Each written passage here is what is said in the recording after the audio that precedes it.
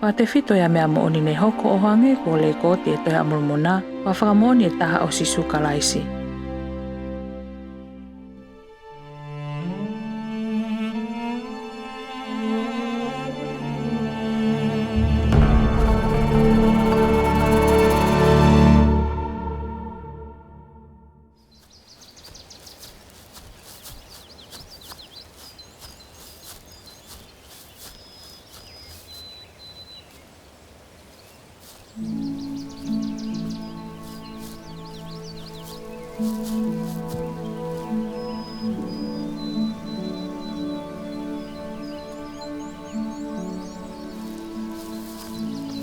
Ko ia, ou ai whakaikai e mālohi o tua.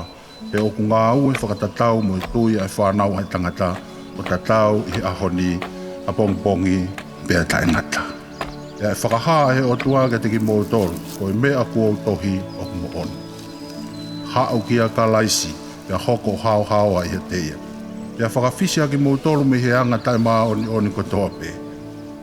Pēr ofa ki he o tua aki ho mō wiwi, a ta mai mo e mālohi ko toa pē. Pēr e tupu i he ne alo o wha a ho mō hao hawa i a kalaisi.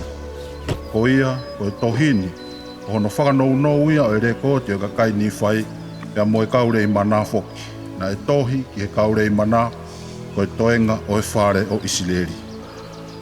Pēr ki he kau siu, mo e kau senta i re foki. Na e tohi i he whekau, pēr i he lau maarie, o i ki kite mo e whakahafoki.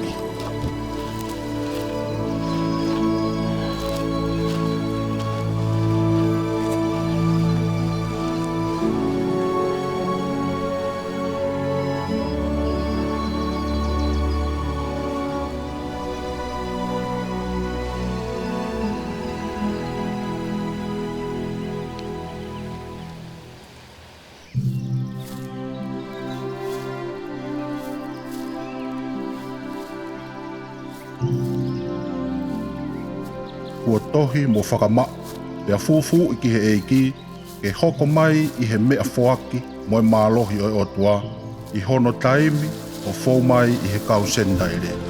Ke whakaha ki he toenga o e whare o Isileri, ai ngahi mea maongo onga kua whai he eiki pae ne ngahi tamai.